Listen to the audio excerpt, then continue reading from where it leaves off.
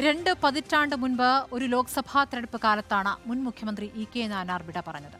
പ്രിയ സഖാവിനൊപ്പമുള്ള തെരഞ്ഞെടുപ്പ് കാലം ഓർത്തെടുക്കുകയാണ് ഈ തെരഞ്ഞെടുപ്പ് കാലത്ത് ഭാര്യ ശാരദ ടീച്ചർ.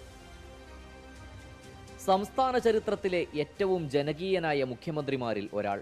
2004 ലോക്സഭാ തെരഞ്ഞെടുപ്പ് കാലത്താണ് ഇ.കെ. നായനാർ രാഷ്ട്രീയത്തിൽ നിന്നും ജീവിതത്തിൽ നിന്നും കളം വിടുന്നത്.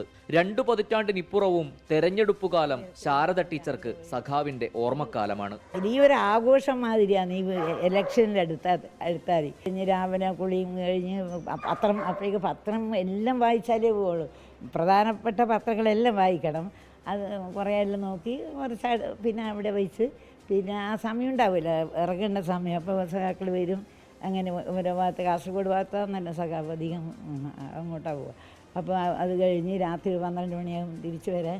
സംഘടനാ പ്രവർത്തനത്തിനും ജനകീയ പ്രശ്നങ്ങൾക്കും പിന്നാലെയുള്ള ഓട്ടത്തിനിടെ സഖാവിനെ വീട്ടിൽ കിട്ടാറില്ല.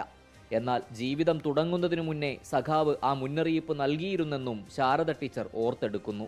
സഖാവ് ആദ്യം തന്നെ പറഞ്ഞിട്ടുണ്ടല്ലോ, നീ ഒരു സഖാവിനെ കല്യാണം കഴിക്കുമെന്ന് പറഞ്ഞാൽ എപ്പോഴെപ്പോഴും നമുക്ക് ഒന്നിനും കിട്ടൂല എന്ന് ആദ്യം തന്നെ പറഞ്ഞിട്ടുണ്ട്. ചെറിയ ആരോഗ്യ പ്രശ്നങ്ങളുണ്ടെങ്കിലും നടക്കാൻ വാക്കറിന്റെ സഹായം വേണമെങ്കിലും തെരഞ്ഞെടുപ്പ് കാലം ശാരദ ടീച്ചർക്ക് ഊർജമാണ്. കേരളത്തിന്റെ ജനകീയ മുഖമായിരുന്ന പ്രിയ സഖാവിന്റെ അതേ ഊർജം. Reporter Ali Akbar Shah, in reporter, Kochi.